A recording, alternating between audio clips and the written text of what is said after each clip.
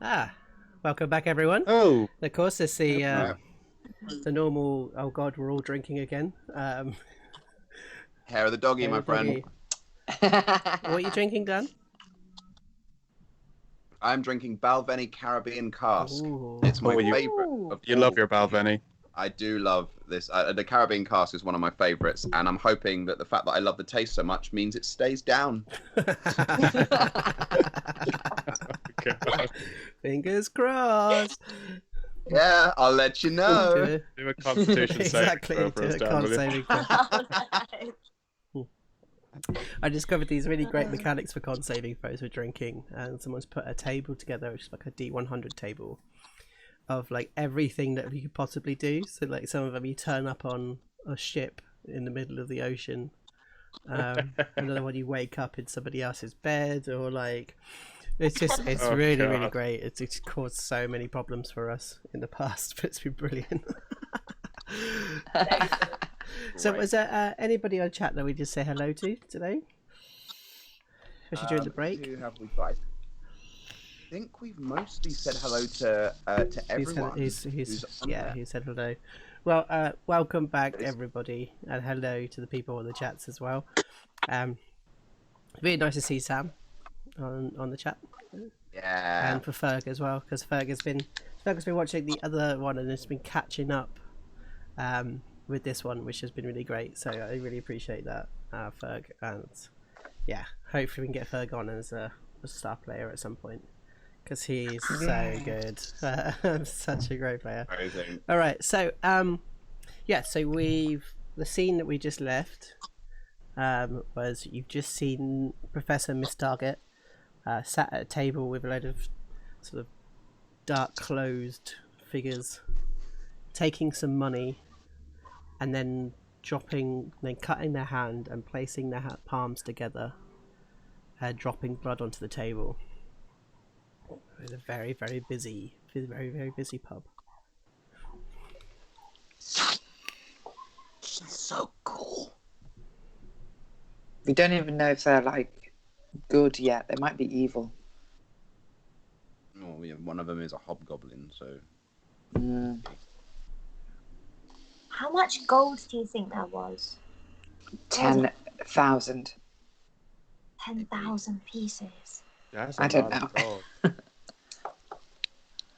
Wow. Oh, I just forgot. We forgot about our letters to world leaders. Oh yeah. So let's do that first. So they're going to be short because they're written in crayon. So let's go to Pups. Who's your world leader, and what do you say to them? Well, continuing on Pups' hero obsession and possibly slightly missing the mark with this one, he's going to write to Tony Stark. Okay. Oh, that's so And what does he And- say to and Tony just- Stark? It says, Mr. Stark, you are the head of the world's mightiest heroes, and we need all of you to come to Waterdeep for a big mission, and then maybe we can join the Avengers. Love, Pups. Very nice. And what colour crayon? What colour crayon are you using? Purple. Good. Okay, Oshi. So, Oshi, who you writing to? Archie writes to Boris Johnson and says, you don't need to spend nearly $1 million gold on painting a plane, but you could give 1/3 to me and then put the other 2/3 into mental health care. and then signs off with like a drawing of Tunk's hand like this. Just at the end. What colour crayon? Really, really crimson red, like it's blood. yes. But it's just a mild threat, like it's Yeah, cool. it's I was smart. going to say, yeah, that's a threat. Okay, Baggy. Baggy's writing to Donald Trump. Okay. Dear Donald Trump, in zoology, we were all given a creature to identify. And because of your 4 limbs and humanoid form, I assumed you were human.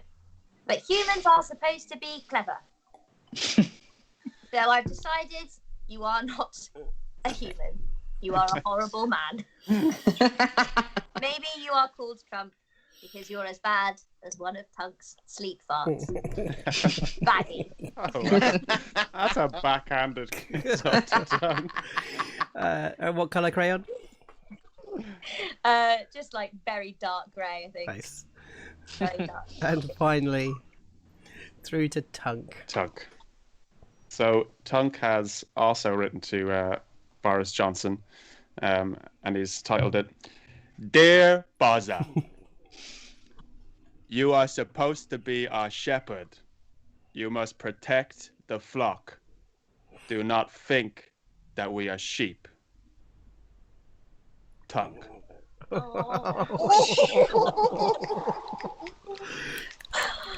Oh, that's so good. That gets an A+ from Kurt in the chat. What colour crayon, Tunk? Tunk has written it in mud. Not even on paper. Not even on paper. He's just written it somewhere on the ground. Very good. Okay, guys, I just had to do that before we moved on. That's great. I love that. So you've just seen Miss Target, and you guys are talking about whether you don't know if they're good or evil in this group. Mm. But this is the place where all the good people, this is where they drink and tell stories. So they must have a rule for no evil people in the tavern. And as you say that, you notice like an evil looking red wizard, like sacrificing a small frog to it on a table.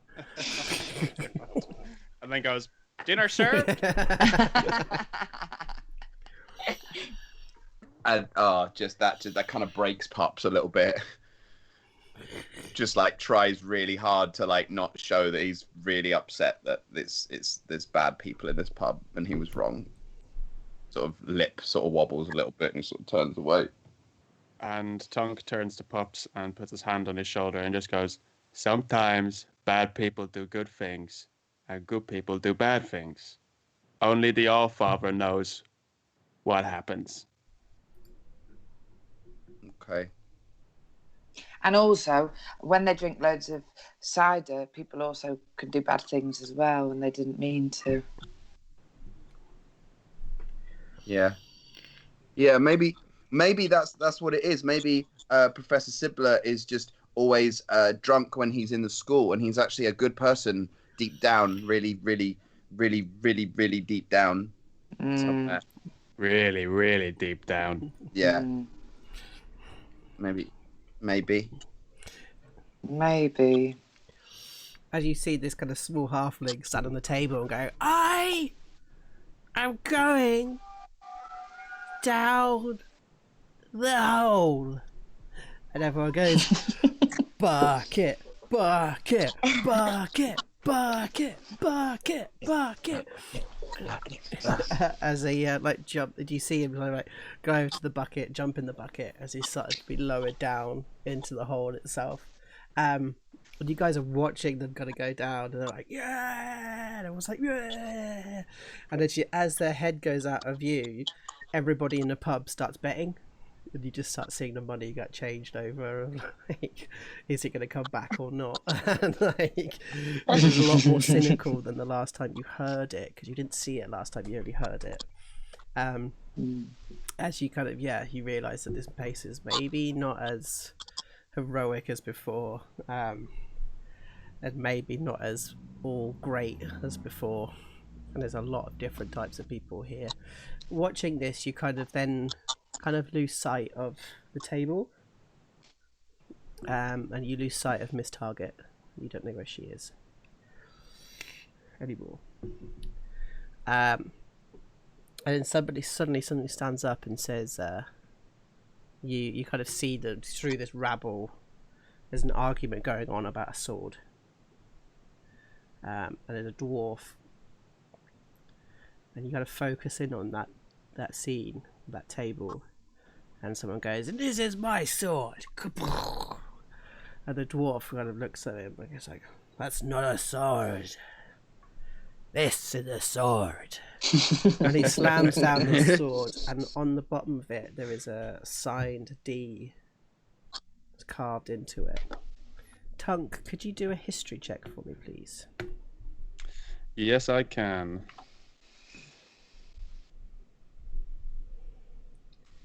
That's an 8. Okay. Cool. Yeah, so you see this beautiful sword, and it's hugely well crafted, beautiful design. You definitely see that it is dwarven in design. And as soon as it slams onto the table, you notice that a load of people are just like, what? And they're like actively shocked by the sight of this sword. And this dwarf sort of sits there and sort of brings it forth and pops it down. And he says, yes, this is a Durgedin sword. The great clan of the dwarfs. He was the greatest forger, the greatest blacksmith in the history of the dwarves. And then it clicks into your mind, Tongue, because you've kind of seen that D before, and it is literally the sign that is placed to give blacksmiths good luck across the whole of the Dwarven Kingdom, in kind of homage to this great blacksmith. Would it be fair to say that my parents, who were blacksmiths, would have had this above their door? Most definitely. Okay. He says, we found this sword. And everyone says, bullshit. Oh, rubbish. And it's just like, you stole it. And it's like, I didn't steal it. We made our way into Durgedin's mighty fortress, his forge.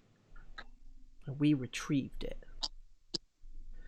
We pushed past the orcs. We pushed past creatures of the underground and made our way through to the forge itself. And we took this back. And it raises it up to the air, and everyone's like, ah!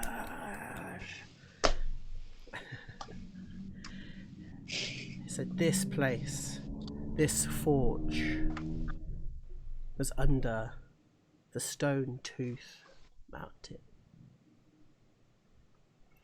Okay, so we're going to go through to our new characters now. Yeah. Really excited.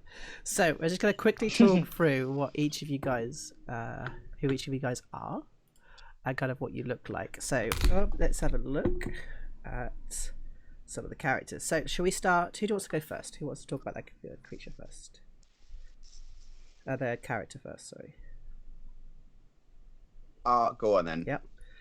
Okay, so let me just bring up the characters. Where are they? Forge heroes. There we go. So Pups. So Pups is a goblin ranger beastmaster. We're starting at level 3. Yes, that's correct. Yeah. And is very much attuned with the chaos of nature and how it's I always start this so well and then start to trail off when describing my character. And just a full belief in that there's nothing permanent, and nature will always be the overriding force in life. Also a very competent hunter with a bow and arrow. Yeah. And you've got something else, haven't you? Yes. So as a beastmaster, Pups has a mastiff, and through his endless research of heroes, he discovered a story of a group of pirates, and specifically one of the pirates, the ranger of the Great Royal Fortune, and therefore has decided to call his mastiff Polly. And you ride Polly, don't you? You ride the mastiff. Yeah. Yeah. Oh yes. Right. When they're not stealthing around and it's time to charge, Polly and Pups are riding in together. Nice. Okay. Not quite a wolf yet. Not quite a wolf yet. But it's gonna get there. But you know, a mastiff is just as strong. Mastiff is pretty Okay, cool. so let's talk about Baggi. Baggi. So Baggi is level 3, half orc, necromancer, wizard. Yeah, she's taken some inspiration from the recent magic that she has seen and the spells cast. Super duper intelligent. Very, very, very proud being half orc. She has skulls donned on her. She has a lovely big quarterstaff to do her spells.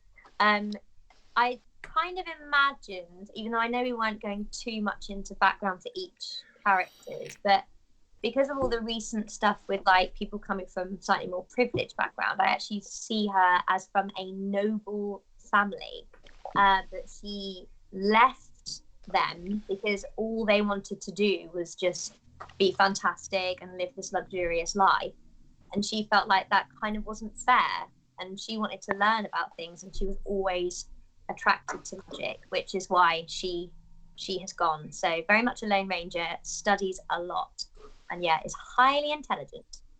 And that is Baggi, the half orc necromancer wizard. Really nice. So is there anything that we should look out for? Any special spell that you really like? That's the coolest spell I have. I don't know, I don't want to give it too much away, but there is one particular, I think it's her cantrip actually. One of her cantrips does require the use of her fleas. Oh, amazing. Yeah. Okay. So read into that what you will. Yeah, we'll keep an eye on that one. But I'm excited for that. Nice. So yeah, we got our first wizard, which I'm really excited about seeing. Okay, so let's go to Oshi. Oshi is a level 3 monk within the monastery of Way of the Long Death. So anyone that dies, anyone that she takes down to 0 HP, she can then take life off them as temporary hit points. So she can improve her hit points by 5 every time. And her background is urchin, so she knows the cities really well. She's kind of like a person about town, knows what's going on, knows all the dodgy dealings. And one of her favourite things to say is, "It's not stealing if I need it more than someone else." So she's still all about that gold, and she can rationalise it in any way that she needs to. Anything about her backstory we should know? She has things that have been passed down in her family that she keeps on her all the time. Okay, very, very nice. And so we need to look out for her stealing life force. Is that what we're doing? Yeah. And of course, you use by any means possible. And of course, as a monk, you get key points as well. Yeah, so you can spend key points to do a number of different things throughout. So extra blows and extra bits. But yeah, so that's really cool. Nice. Okay. Really exciting. And finally, Friar Tunk. Friar Tunk. Friar Tunk. Yeah. So Tunk has found God, and has in his later life gone off and studied in the hills of is it Mirabar? Yeah, Mirabar. And has become an acolyte of sorts and studied in the temples, and has, I think, gradually become more and more preoccupied with this idea of protecting and preserving life, and this idea of being like the shepherd, and that the symbol of a sheep is a vulnerable creature and yet is part of the ecosystem, and his job is to protect all of the vulnerable. So he has become a life cleric. He's clad in more chainmail than the original blacksmiths had in stock. So he has like two-tone chainmail from the next blacksmiths over. Harry has around his neck a kind of stone slab with a golden sheep kind of embossed into it, and carries with him what he calls a soul hammer, which is a giant war hammer. His god Moradin, or the All-Father, that was his weapon of choice. So he's all about protection. He's all about healing and keeping things alive. Erky is so proud of you right now, just so that you're aware. There is something for Erky to watch out for as well, the ghost of Erky. There is a special spell which Tunk has as a life cleric, which I will not say what it is yet. But yeah, Tunk's past friend Erky has had a bit of an influence on him. Nice. So we've got this really lovely group, actually. Quite a strong group of a monk. So a monk, a ranger, a wizard, and a cleric walk into a bar. No, so I'm going to start you off actually at the foothills of the Tooth Mountains. So let's go. Should we go there? Let's go there. Yeah. Okay. So So excited. So for those of you at home who are interested, we are currently doing this particular module. Let's see if it loads up. Or is it just going to be zero? Going to be all white for the first time? There it is. Okay, so we are now going to be playing the Forge of Fury, which I'm extremely excited about. So this originally, I believe, let's have a little bit about the original. So the original, I think, it was from 2000. That's for the 3rd edition, 3.5 edition of the game. And it was actually published shortly after the Sunken Citadel, so it's actually a little bit in sequence, which is going to be really good. So the idea is that you would have gone from one and moved on to the other at 3rd level as you go through this dwarven fortress. There you go. History here on Sabotage the DM. Okay. Nice. So, Durgedin was a master smith who forged blades of surpassing quality and power. Centuries ago, his home was ransacked by orcs. Baggi, looking at you. Yeah. Durgedin led the remnants of his clan to the mountains north of the town of Blazingdale to establish a small and secret stronghold somewhere in the trackless wilderness. From his hidden redoubt, I've always wondered if that's actually the way you say it. Redoubt? Redoubt. I'll let the chat tell me if I'm wrong. I've lost where I was. He waged a decade-long vendetta against all orc kind until his enemies discovered his fortress and attacked it after a long siege. Durgedin and his followers perished, and much of his wealth was carried away by the conquering hordes. But it's said that the deepest and best-known vaults and armories escaped the looting, and that some of Durgedin's extraordinary blades still wait in the darkness for a hand bold enough to claim one. Okay. So you've been travelling north from the town itself, and you pass through brooding pine forests and deep vales.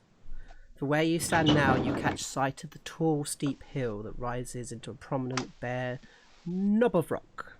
I always like the way that's said. Also known as the Stone Tooth. On a thin spire of smoke rises from some unseen point high on the hill slopes. You can make out a steep, narrow road or track that runs back and forth across the face of the mountainside. Here we are. So this is kind of the setting where we are. Ooh, has everybody else got a big crazy line across the image? Mine's just saying it's loading all the things like mapping dungeons, critically hitting, rolling 1d20. Okay. I've got what they call the altitude lines. Okay, but you can see stuff. There's not like a big crazy black line across everything, because I've got a big black line across everything. Mine's just completely black. But Let me have a look. I'll give it a second. I wonder if there's a baggy token in the east by the water. I wonder if that's why. That's better. There's a There's baggy two. token to the east. Yeah.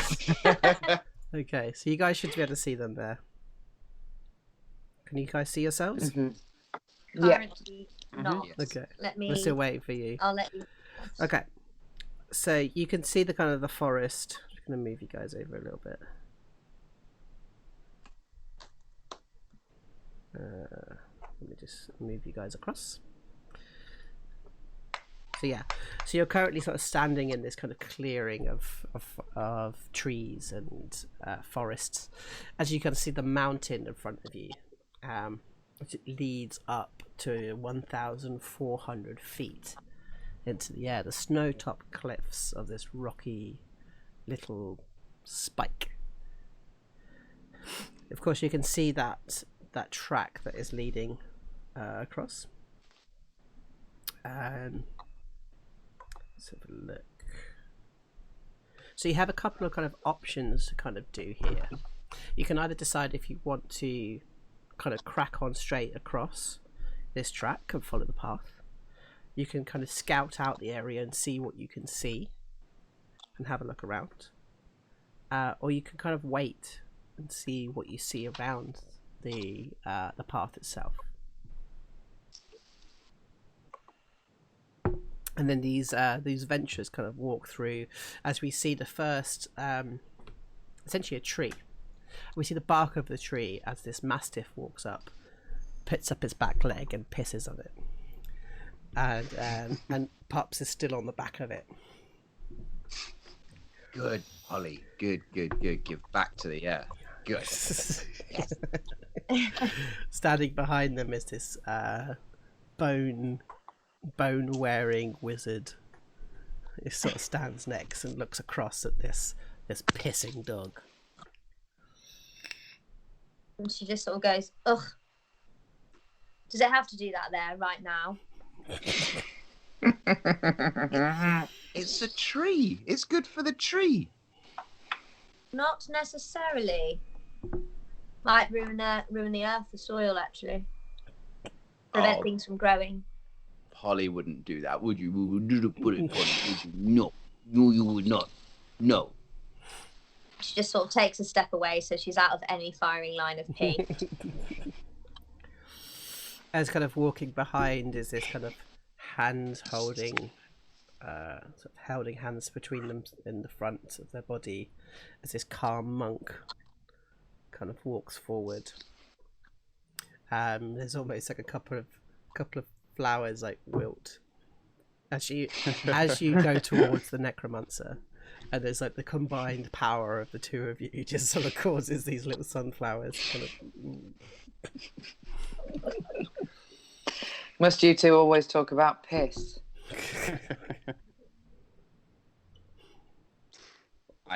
All I'm saying is it's not Polly who's making the flowers die. But she's the worst smelling of us all. That is true. And then we just see this like from over the hill. It's completely covered in butterflies. With this big hammer across his back. He kind of climbs over the hill. And the flowers that were once wilting start to gently lift back up again into their former form as he just kind of touches them and blesses them as he comes through. And he comes to the group and just says, "What's good for the tree is good for the forest." And Oshi looks like, gives him a side eye and says, Mr. Sunshine's turned up then. And literally there's like this beam of sun just kind of comes through and hits it. Yeah. Perfect golden hour. As this kind of like collection of sorts, a strange collection of I suppose you're weapon hunters really at the end of the day. sort of come together for this very weird mission. The poor plants, I don't know whether it's fall or summer. As you kind of look up, I think Tunk, being the dwarf, I think you're probably the one with the ancient map. Great. I think. So why has Tunk come here?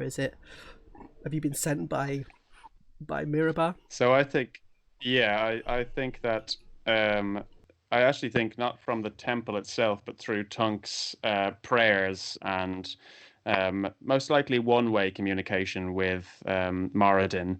Tunk has decided to try and reclaim some of the ancient dwarven weapons to bring back to the temple to be kept and preserved. Okay, so you've kind of put this team together. Yeah. In a really cool kind of montage way as well. Okay. Let's talk about montages, actually. Let's do a it. montage. All right, so starting with Tunk, as you just said about a montage. So give us like a short montage of like birth to here in a montage. So as Tunk picks himself up from his knees as he's praying to a statue of Moradin, a smile gently starts to crease the edges of his lips as he knows what to do, and shaking his head, the faint music of like and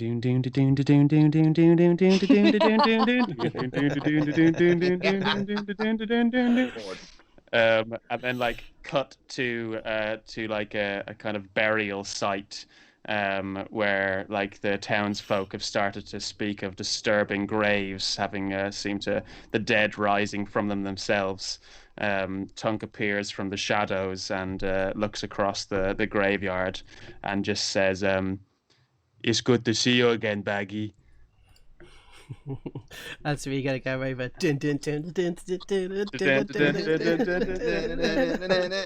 So you go to carry on. Cuts to like a kind of like dodgy pub somewhere in the middle of a brawl, as Tunk walks in the door, and as a kind of old cup, a kind of mug gets flown across towards his face, and just before it gets to it, Oshi's hand just reaches out from the darkness and catches it, and she says like, "Fancy a drink?"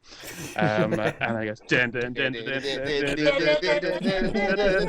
Ashley's got game, mate. And it cuts absolute game. It cuts to like an actually very scenic dog walking park where Tunk's walking one of his dogs, and all we hear from the back is Polly, no, Polly, fuck's sake, Polly. Jesus Christ! This mastiff comes barreling through and like knocking over a fence. Yeah, and then 100 deer. 100 deer.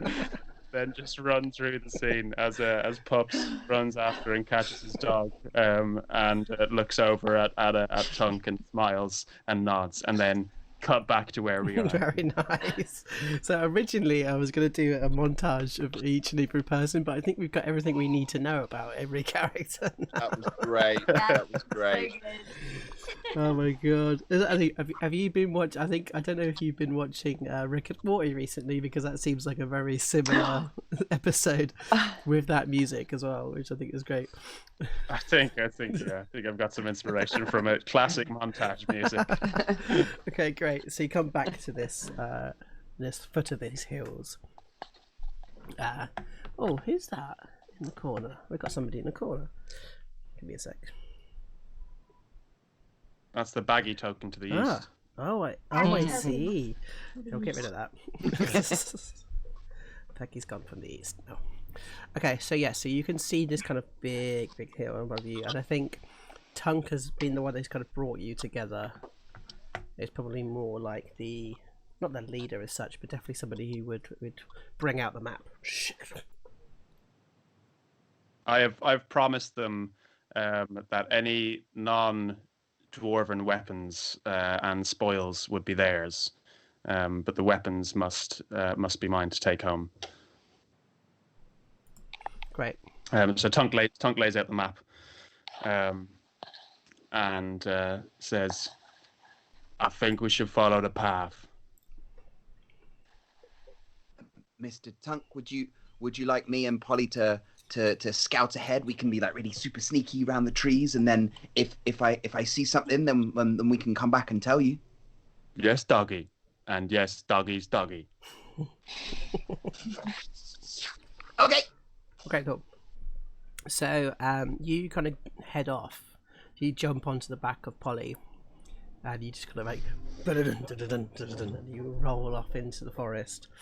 So could you do a wisdom, a survival check for me?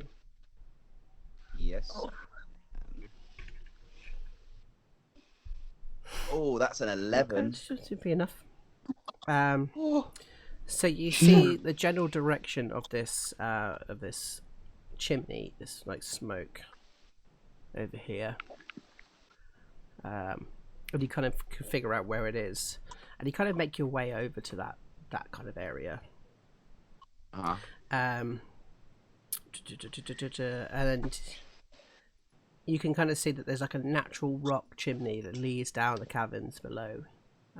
When you get there, because I think you kind of could figure out to get there quick enough. But it's kind of quite difficult to see what's below it. You just see that this is big, lots of smoke coming through. I think you don't notice exactly where it's coming from yet, but you know it's from that hill.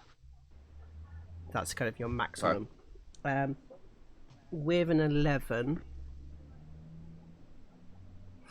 you also see on the track itself, you see some large footprints that you've seen before, but bigger than your half-orc friend's feet.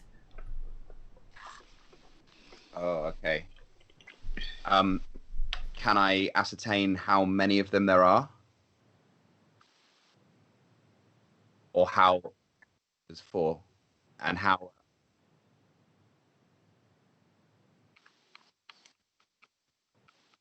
Okay. So I'm gonna get out a little bit of parchment and write down, plume of spoke to the northeast, high footfall, maybe orcs, follow Polly, and then like put it into Polly's collar and send her back to the group whilst I lay low and stake it out. And Polly looks at you and goes, "Really?" Got skippy too.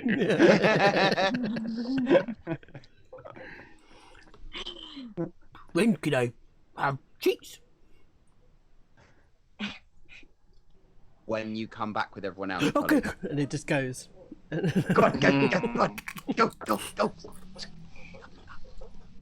And whereabouts do you guys want the guys to meet you? But where the vantage point that I've taken, that's sort of just safely out of distance, where we can see everything. Basically, where I've stopped to have this check out. So let's pop you guys then. So you're not all the way up to the thing yet. So you're around about there.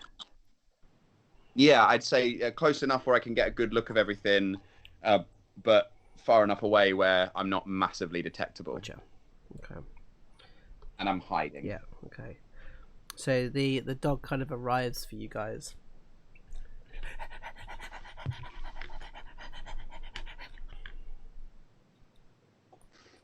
That stinks.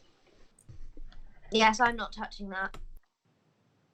And Tunk kind of laughs to himself quietly and bends down, strokes the dog, and then takes out the little parchment that is in his collar, and reads it, and then just says, "We must follow the dog." And so do you follow? Yeah, well, Tunk does. Don't know about the rest of them. Okay. Because you make your way across into the jungle itself, and you see that the ranger is sort of parked in a tree, like twigs sticking out of his head. But the problem is the dog is the thing that actually gives him away where he is, because the dog's at the bottom of the tree, like. Buddy.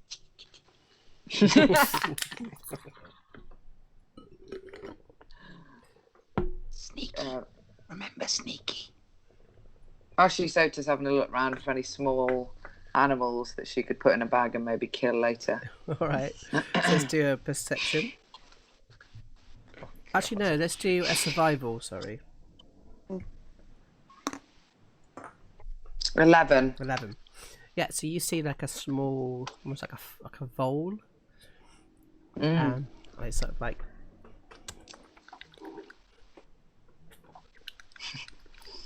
How's this? And she drives her spear down into it. Okay, so let's do an attack roll for the vole. So with the spear. 22. You gotta pick it up.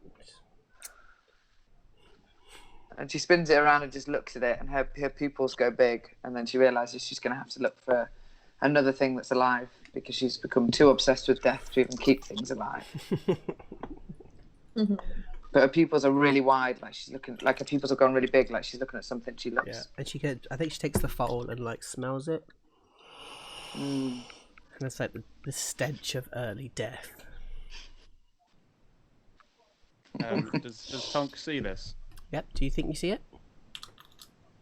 I think Oshi killing a vole very near us is probably going to be something that Tunk sees.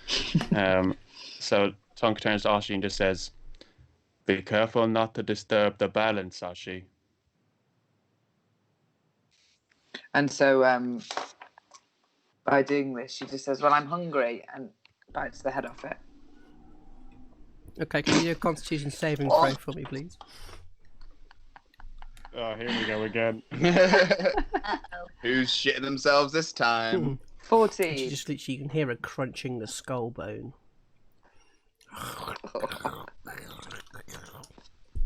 It's like bits of brain falling out.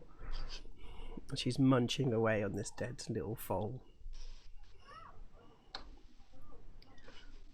I think Baggy goes over and asks Oshi if she can have one of the legs. And Oshi pulls off 2 and gives her 2. What is going on? And literally, Tunk and Pups are sort of stood there like, what? As they pull out their falafel wraps. From Boots, it's a meal deal. Falafel wraps and a bag of salted crisps. I feel like Baggy sort of like licks the legs like clean basically and puts the bones in a little pocket. Oh god. Yeah. Can she check if there's any feathers around? Maybe in the tree where Pups is? Let's do survival. Survival. Da-da-da-da-da-da. Oh, why can't I see it? Oh, there it is. Okay, survival at... Oh. Classic Baggy rolls. Nope. Classic baggy roll. No, you can't find anything. They sound delicious. Oh. Tunk looks up to the tree that has Pups in it and just gently says, "What do you see from up there, doggy?" There's smoke coming from not so far away, and it looks like people have been here quite recently. Do you reckon I could get a scent of what that smell is of the smoke from here, Joe? The smoke is wood burning smoke. Okay. It's kind of your main thought on it, really. But would I know that that's not like a forest fire? No, not really. You would know, really. Okay. There's big wood burning over that way. I don't know. I don't know what it is, but there's been a big gathering there. Maybe we should take a closer look. I think that is wise, doggy. Okay. Should I come down and try and get another view, or should we go together? I think you have done a good job of scouting ahead. Maybe you could do it again. Okay. Okay. Okay. Can somebody do? What's your passive perception, guys? Don't 14. think it's very high. Mine's only 12. Okay, 12. Where do I find? Oh. Passive perception. 12. Yeah, same. 12s. Anybody else? Oh, 11. So. Cool. Just gonna move everybody onto a screen. Give me 2 seconds. I think while Pups and Tunk have been talking, Polly might have started eating the body of the rest of the vole out of Oshi's hands. So you notice, Baggy, a smell just on the air, but you smell it too late. Give me a second. I'm wondering why I've got a black screen. Have you guys got black screens? Yes. Yeah, me too. Okay, give me a second. Oh, that's why. As I've just done the complete wrong thing. I was just building this on the fly and I realised I'd done the wrong thing. So sorry, guys. Oh, thank you so much for the snack for Polly. You're welcome. Is that better? Baggy. Yeah, perfect. Mine hasn't quite come to life yet. Neither has mine. Mine. Sorry, guys. Ah, that's because you're not on there yet.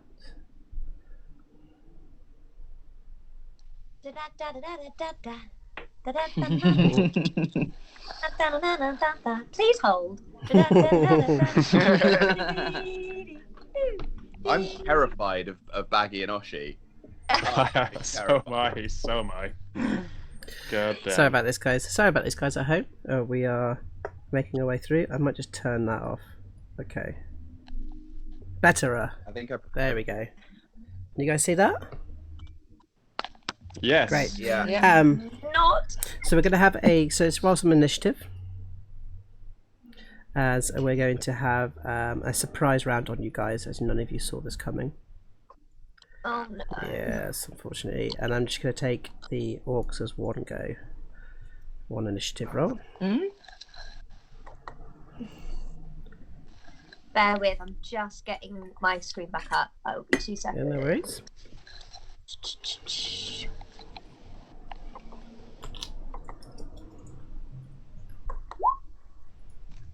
Here we go. Okay. Initiative. Oh yeah. Oh, actually, I didn't take my token. Oh, What does it mean? Oh. Click my You do token. that Got it. then. Let me do it again. Sorry. Here we go. No.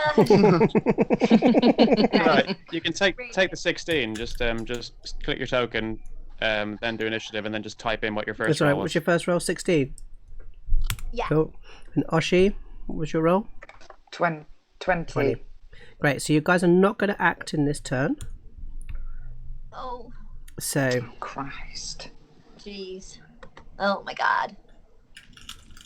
are you still up in a tree? Pups, or did you come down? No, I'm still in the Okay, tree. cool. Okay, so they're going to do 2 on Baggy. As you see these ginormous orcs, like, "Roar!" and they kind of jump out. So we're going to do they're going to attack with great axes. So, wow. Jesus So the first one Christ. hits Baggy. Whoa. Yeah, that. The second one misses. Yeah, Yeah. second one misses, and then there's one that's next to you, Oshi. 14. Yeah, hit. Okay, for 9 slashing damage. And then next to you, Tunk. Misses. Okay, and now we're gonna go into initiative order. Okay, so Oshi. So after this like huge great axe is like sliced across you, you now have an opportunity to respond. Okay, Oshi two-handed spears him. Okay, cool. Oof. As you miss it, as you go for the miss, do you want to use an unarmed strike with that as well as a bonus action? Yeah. It's monk time. Okay, 12. Let's have a look. No, it doesn't hit, unfortunately. As you like, boom, you punch onto this armor. It's like,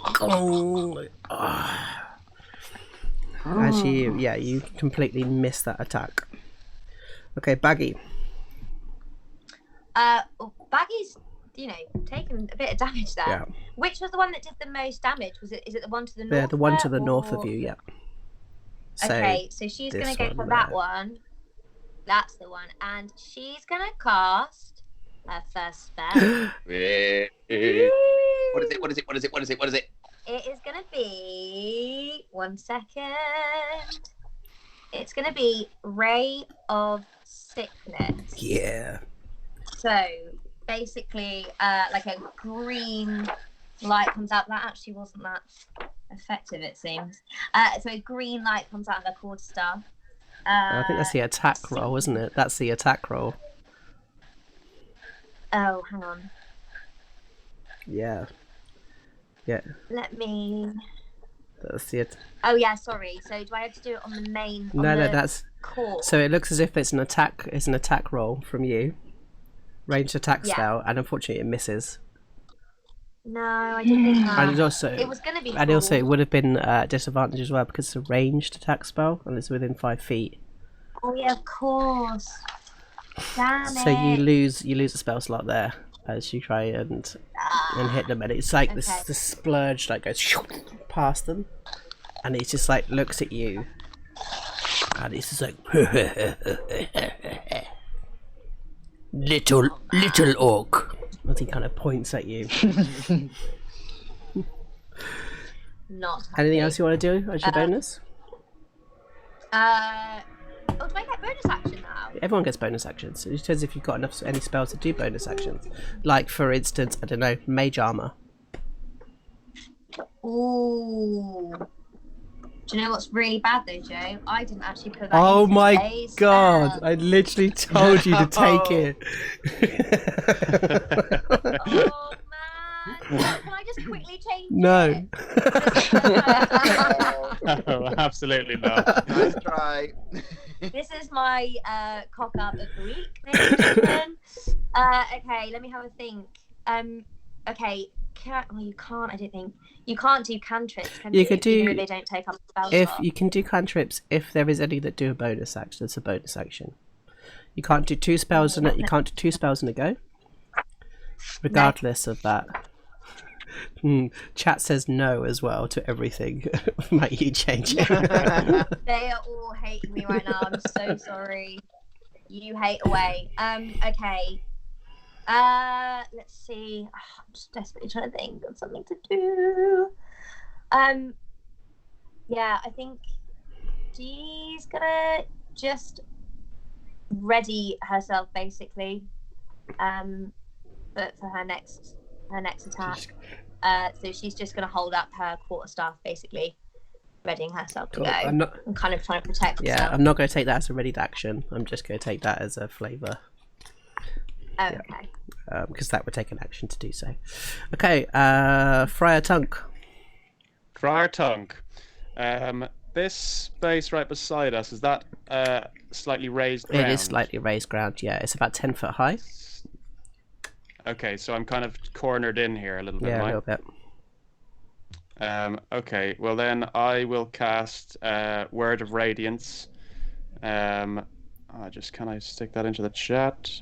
I'll just click it. Word of Radiance. So everyone's going to have to make a Constitution saving throw all the enemies around us are going to have to make a con saving throw higher than a D12 or DC 12.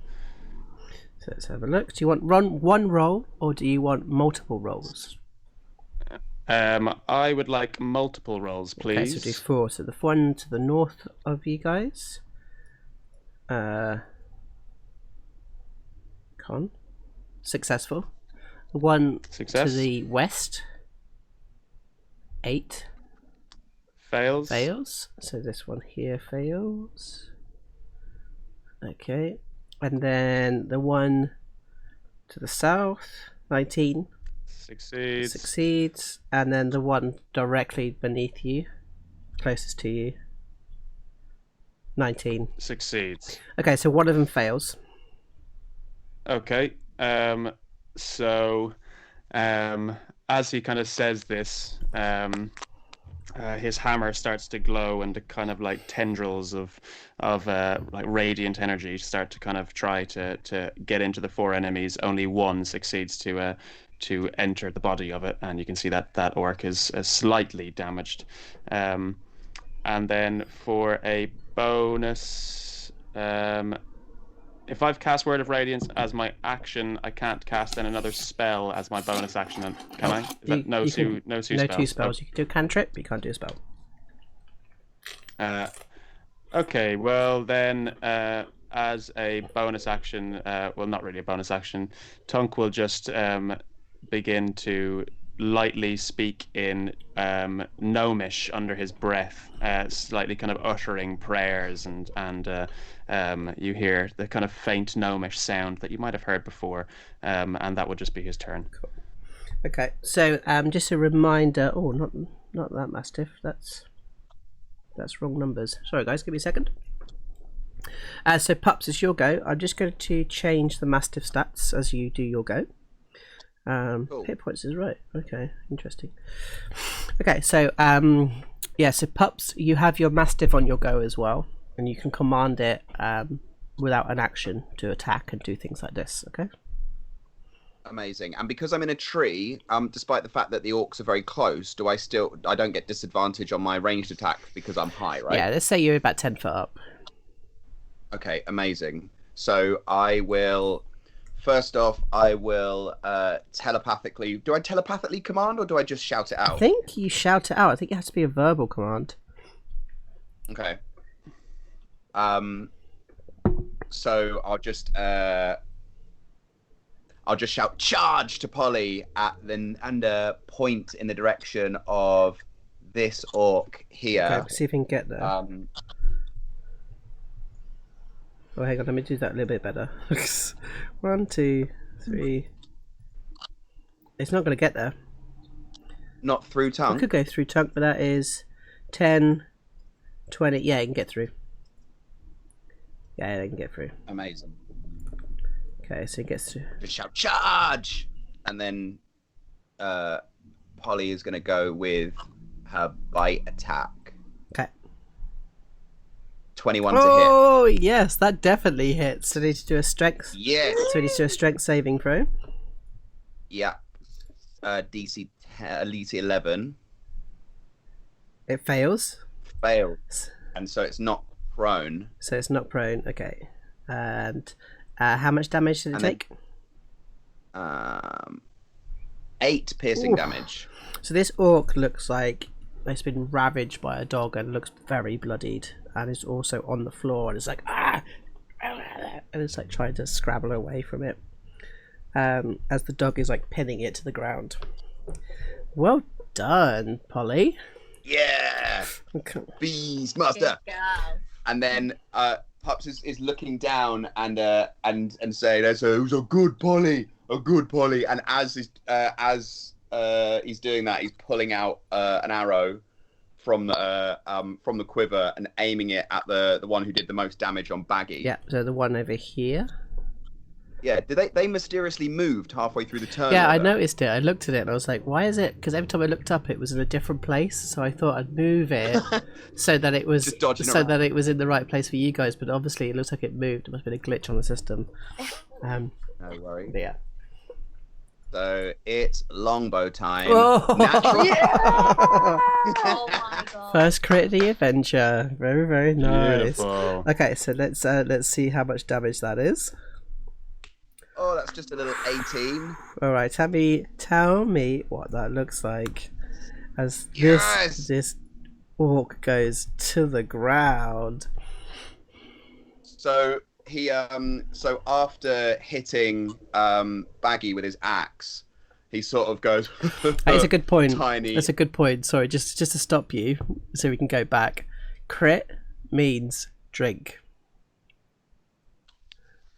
Oh, I've All finished of my us? drink already. I've been critting the whole Oh. time, I think. Yeah. Permacrit. So then we'll go back. Well, We'll go back and carry on. finished my whiskey. So we'll go back and carry on. So describe to me what that looks like again.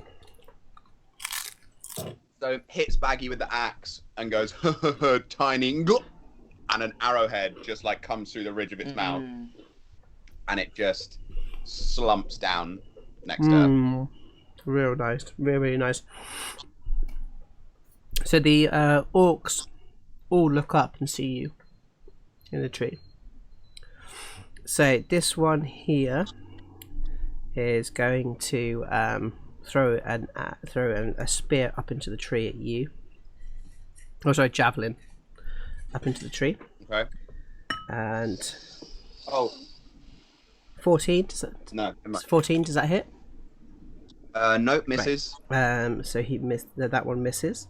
This one down here to the monk next to you, Oshi. Gonna hit you with the great axe. And rolls a 10, so misses. Mm-hmm. And then the one next to the one that's on the mastiff is gonna get up, or try and get up. So he gets up, using 15 feet of movement, and then he's gonna attack the mastiff with a great axe. Please don't crit. 19. I think that hits the mastiff, doesn't it? 19 hits, yeah. And does 5 slashing damage. Okay. So that brings the mastiff down to 7. Correct. That is pretty badly beaten. You hear that kind of whelp of a dog. Like, oh! It's like hit with this great axe. Okay, and it comes back round to Oshi. So is it the mastiff has kind of bitten the one that's between Tunk and the mastiff, Yeah. right? So Oshi's going to But they're not prone anymore, they're back up. Okay. Oshi's going to use a two-handed spear on that one.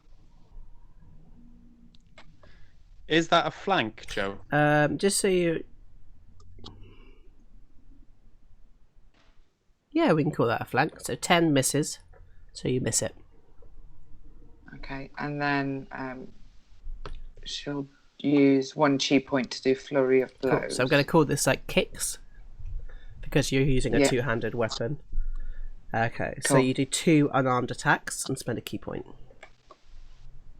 Oh yeah, Oh, 20, yes. 23 and 22. So see the damage on that.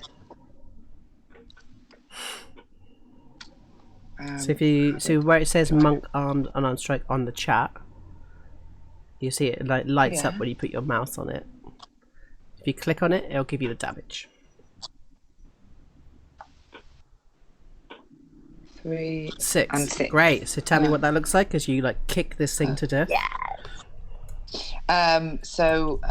She does a double kick to the face, and his nose caves in up into his brain and stops breathing. I almost imagine like this the spear kind of goes forward, and as it goes forward, it launches onto the ground, and she like uses it like a pole bow Oh, and like yeah. swings around and goes boom, boom, boom, boom. It kicks him in the face twice, Yeah. and then background, you know, And because I'm guessing he's like dead or knocked out. he is dead. So you get to take some hit points, don't you? Yeah, so she's going to use touch of death. So she stands above him and puts her hand and just puts her fingertips into the blood on his face, and her whole being starts shaking as she takes 5 extra hit points. Great. So where it's got the temporary hit point section on your character sheet, you should pop them on there. Yeah. So that's the So I go back to 20. So it doesn't increase your health. It just means that those hit points are the first ones to go when you get hit. Oh, cool.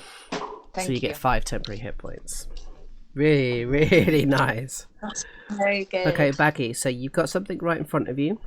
You've just seen Oshi kick the shit out of something. And you've just learned that if you need to do a rage spell that you need to be away from it. So you kind of like, these things are all kicking in. Yeah. There's a spell I'm tempted to use, but I don't think I feel like I should save it and just go for the attack because there's one right ahead of me. So you do a cantrip or something.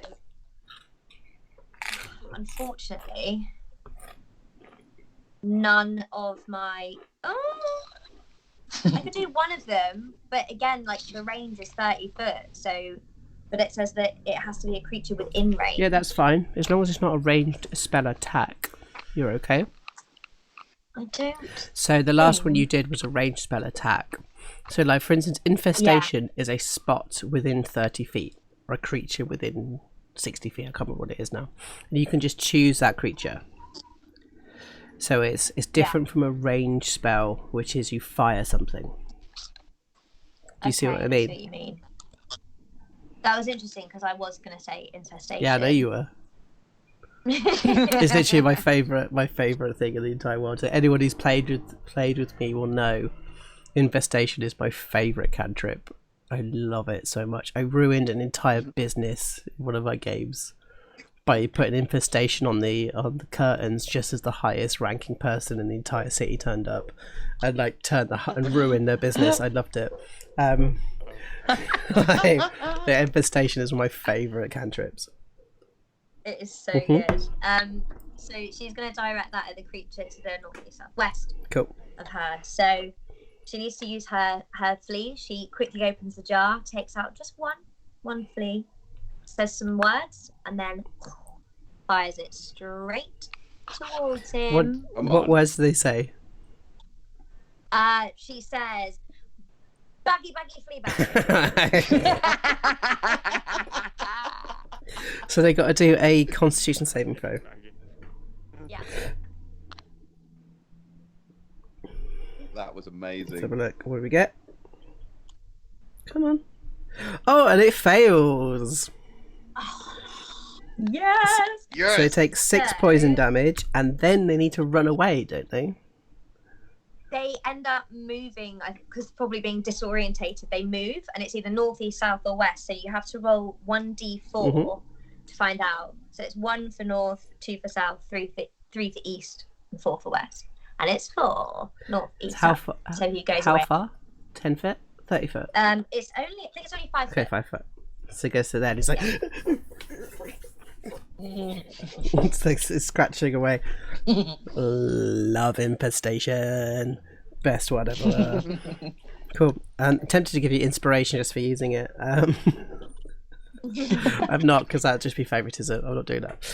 Okay, so great move though. Yeah, so he moves back 5 foot, scratching himself, and takes like 6 poison damage in doing so. Okay, anything else you want to do?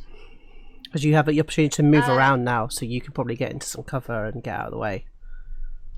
Yeah, I think that would be good because she's not looking too great. So I'm gonna go 1, 2, 3, 4. I'm actually gonna go like behind, kind of behind. Wait, 1, 2, 3, 4, 5. She's just gonna move up here, away, near the body of the previous orc and kind of under that growth. Right. Perfect. Stay out there for a sec.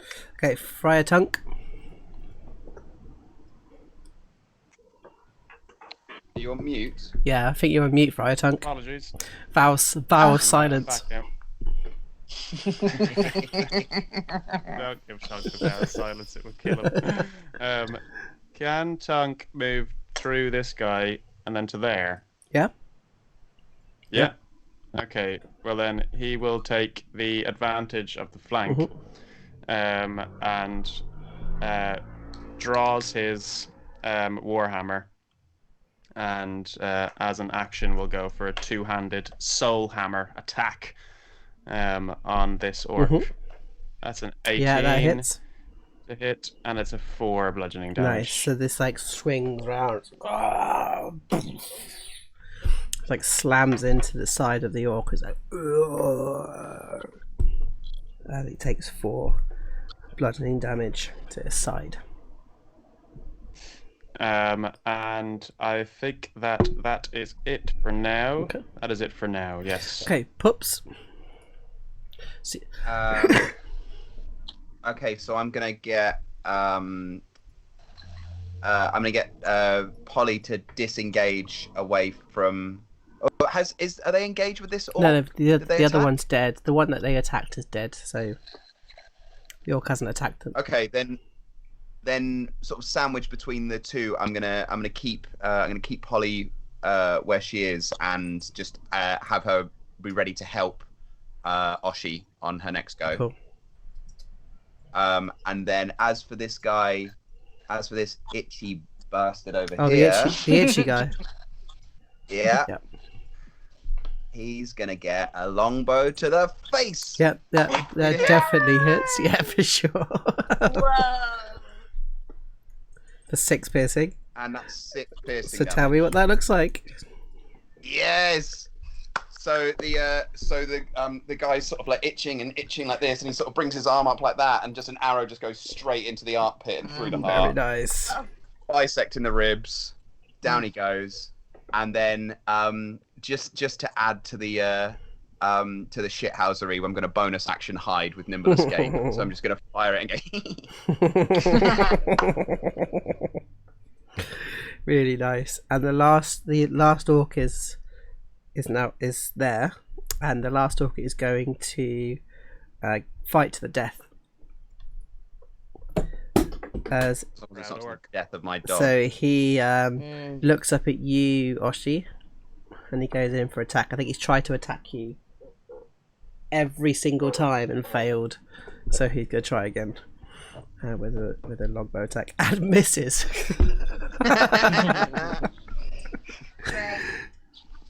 He's like, "Rah!" It's like literally like the spit and everything kind of goes through, as he is definitely not 2 meters away. As your face kind of gets covered in this like orc spit. 1 meter plus. But you get the opportunity to attack now because it is now your go. So Oshi wipes her face off with one hand, and places that hand back on the spear and does 2-handed attack for 17. Yeah, that hits. With advantage. Yeah, with advantage at 18, so that hits. And then do I press the little spear? Yes, please. 10. Oh piercing. god, this thing is looking completely screwed over, but it's not quite dead yet. So she's gonna Kick him in the face. pierce. yeah. Kind of want to say the balls as well, but no, probably the face is better. So yeah, she's using her monk unarmed for 22. Oh yeah. Whoa. And she gets 6 bludgeoning damage through her foot. Yep. Tell me what that looks like. Yeah. So as the spear's gone in, it's almost gone like down through their chest. And as she's done that, she's rooted herself and done like a kick through the air and just like stamped on his skull. And the whole thing has gone down to nothing. And she just leans over and kind of, as their soul leaves their body, she wants to like smell it and feel it all over her with blood splatter and a bit of its spit still on her. And she's like tingling. It's like she's coming up off drugs. Right. If anybody knows what that feels like. And Baggy, I think you kind of shudder a little bit as well. Just like the two of you, Tunk and Pups, are like, Feeling it. what the fuck have we brought along to this thing? We lost Joe then. Oh, Joe, you're back. Okay. You literally like, Can you repeat that one? yeah, Joe? you're just like, what the fuck was that? Yeah. As this like, Loud and clear. this like lawful good cleric and this balanced ranger kind of go, oh my god, we've got 2 nutcases with us.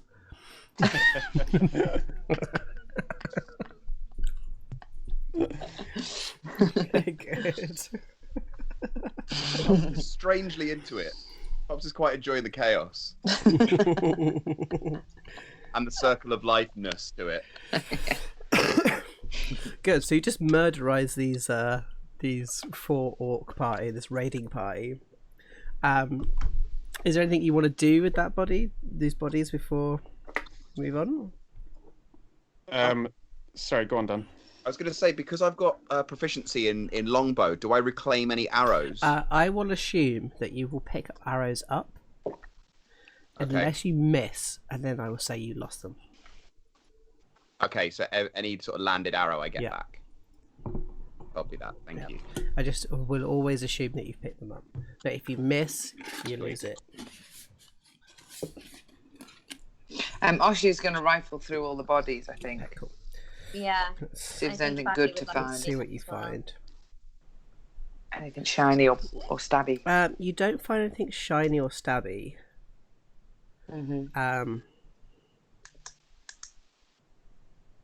You find some like mundane supplies like bread, cheese, things like this, and you have a total coinage of about. Let's do a roll. Let's have a look. About 12 silver pieces, and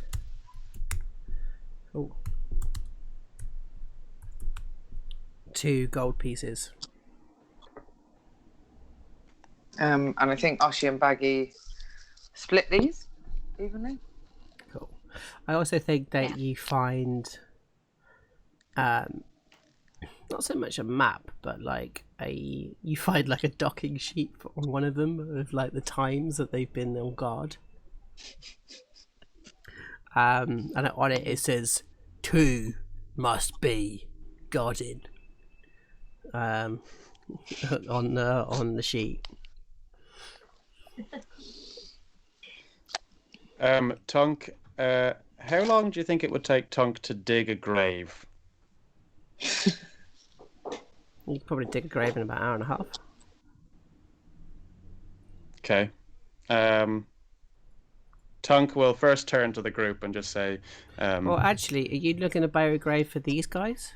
Are you burying... Okay, Yeah. do you want to do a religion? Because you want to figure out if you know what the religion of orcs says. Yeah. Before burying them and just going, cool, we'll just bury them. Not really knowing if orcs actually get buried or burnt. Oh, it's a 4. Cool, you buried them. Great. Tunk will rest 2 coins on each of their eyes, 2 golden coins on each of their eyes, and will recite a prayer from the All-Father. Cool. And as Tunk's dug a bit deeper, the ground gets a bit hotter, and Oshi stands next to Tunk every time he places a body in there, so that the smell of death, like as the powder, as it pushes up towards her, she sniffs it into the slits where her nose is. yeah, I think at this point, Baggy, is when you start like, okay, that's a weird thing. Yeah. Because Baggy like I was gonna say. Baggy like studies it on an academic level. This is like some sort of perverse weirdness. Oshi might even get fanny flutters. We don't know. If she has one, she might. We don't know. You little creep. I think kind of wanting to make sure that there's sort of some level of respect still over these orcs that have fallen. I think Baggy says, like, closes her eyes, kind of puts her hand on her chest, and basically says like a few words to is it to Grumesh? Grumesh. Grumesh. Just asking that their souls move on, but also kind of willing her to gain some of that strength that they have. Yeah.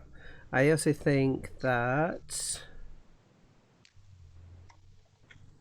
you don't have any fire spells. No. Okay, cool. I was gonna say you're gonna like fire and burn them. Yeah. But you because of you, they managed to get to the right place in the afterlife. But Tunk, you believe it's because of you. Of course he does. But yeah, because of that one bit, they managed to make their way through to Grumesh into the afterlife for the eternal battlegrounds to continue fighting for the rest of eternity. And you ensure that happens. Cool. So you've got to the north of you through the trees, you can see this big smoke piling through, and of course you can also get to, let me see how far away you are. You're about 100 feet away from the pathway as well, so you could also follow the path. Totally up to you. Miss Oshi, what are you going to do with that cheese? Eat it. Yeah, man, it's like decay and shit, isn't it? It's like it's Real blue it's cheese. rotten. Could I have it for Polly? At the minute, she's just licking it. Can I? You can have half. Yep. Thank you. Just scuttles over and gives it to Polly and scruffs and sort of checks for injuries. How bad does she look? Who? Polly? Yeah. Yeah, Polly's looking pretty fucked, really, to be honest, mate. I'm gonna drop her in. Let's have a look at her character sheet. So it was 5. So she's got 7 left. 7 left. So she's half. Yep. She bloodied. Yeah. Mr. Tunk, is there anything you can do? Tunk will take out his holy symbol and looks across to Baggi and Oshi, who also took hits as well. And he will start to utter some incantations and prayers. And using his channel divinity, he will cast Preserve Life, which isn't a spell, but more of a feature of the class. So as I'll stick it into the chat so you can see. Polly will gain back 5 health. Baggy, how injured are you? Pretty bad. She went down to 5. Okay. Well then, I will give you 14 health. And Oshi, how many did you take? She took 9 slashing, but she got 5 temporary hit points back. So I'll give you 4. Mm-hmm. Oh, I think that means that I can heal the 3 of you fully, because I have 30 hit points. Sorry, no, I don't. 5 times. Oh no, I've misread this. Apologies. I can only heal you up to half. Sorry, Joe. Do you mind if I change that then to if we retcon that slightly? To instead of that, I will then just do a prayer of healing, which will take me 10 minutes, and we'll give each of you 15 HP back. Wow. Wow. Thanks, Tunk. Thank you, Mr. Tunk. You're very welcome, doggy. And you're a good doggy.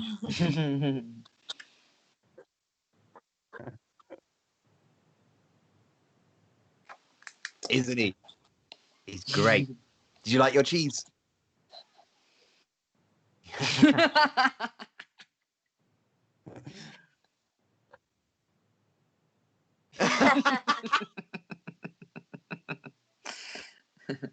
It was a good Polly. Just giving it almost doing the same thing to Polly that Tunk would do to Pups. Doing the big ooh, look at that face.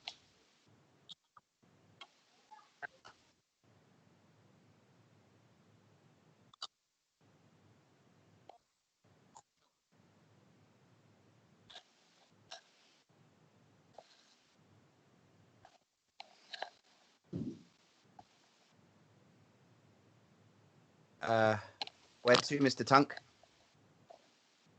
I think we should investigate the smoke. Okay.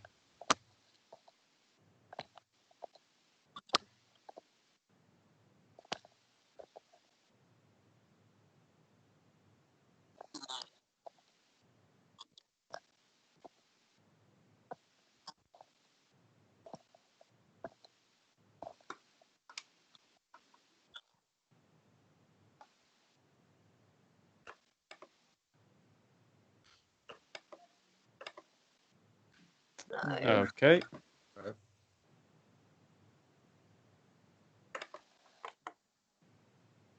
Ooh, not Oh. great for Tunk. 16 for Pups. 5 for Tunk. 9 for Baggy. Yeah, 9. Yeah.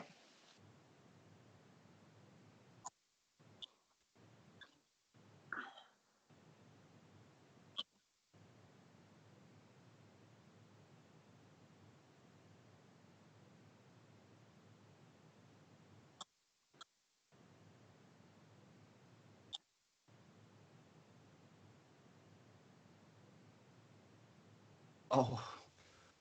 Okay. Oh. Yeah, so as you guys climb, thank you, Ferg. Really appreciate that. So let me know that we're missing. So we guys have decided to go towards the smoke. You're going to climb from a 30-foot like sheer rock cliff where the smoke is kind of coming upwards, and the guys decided to do a climb, and they managed to kind of get Archie and Pups up, but however Baggy and Tunk went for the climb and missed about 20 feet up, falling and taking 9 bludgeoning damage as they hit the ground.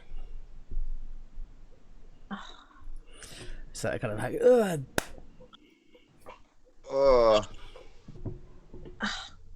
Ow. I think the two of you are like on the top looking down and seeing them kind of fallen. I'm gonna get my hempen rope and find a tree to tie it to and scurry it down. Okay, cool. I'll do the same. Okay, cool. So you guys are going to have some what's the word? Advantage on the climb. So do the athletics again, but with advantage.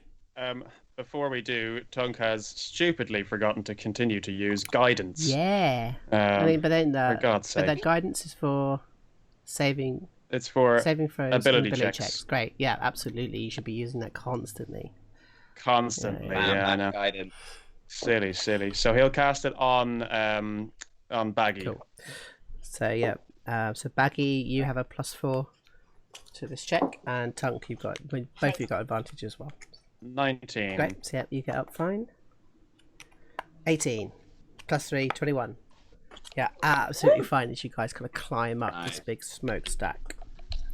What you find at the top of the mountain, on top of this hill, this rock face. 2 6.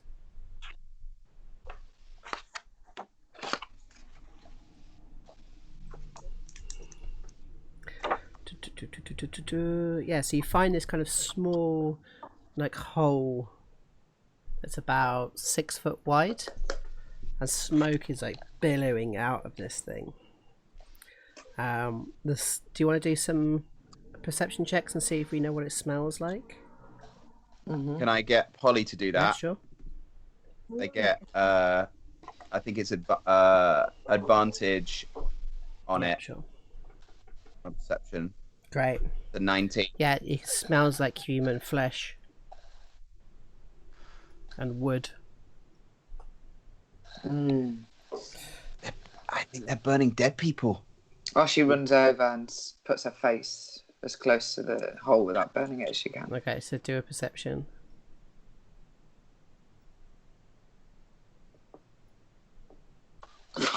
Five. You're fairly sure they weren't dead when they were placed on the fire. Oh. Whoa. As you kind of like look towards each other in a kind of like, oh god, as we're going to kind of finish up there for today. Oh. Oh. So, Oh. well done guys, we're into the first part. You've decided to not take the front door, which I think is a ginormously great move. Well done. But there seems as if it's like a Never split the party, never take the you front never take the door. front door. Yep, dress up somebody as a Wookiee. There's always a way. But I think this crew is a really interesting one, and we're already seeing the kind of philosophical splits. between it, and being held together, fragilely held together by this life cleric. He's desperately trying to keep everyone together. I know. God damn. Can we go back and do a different montage? I'll pick it. So really, really nice. So I hope you guys at home enjoyed everything that we did tonight. And again, I would say if you do want to run any games, if you do want to stream something, do get in contact, do give us a shout, and we'll do it. And finally, yes, so this week we will be announcing our special player who will be coming to join us, a special guest player to play us with this for this particular adventure. So we're really looking forward to that. But other than that, I hope you guys had a good time. It was great. Loved it. So good. I had a great time. And to everybody at home, keep playing role-playing games. And of course, stay safe. Love you guys. Stay safe. Bye. Bye. Big love. Bye. Love, love, love, love.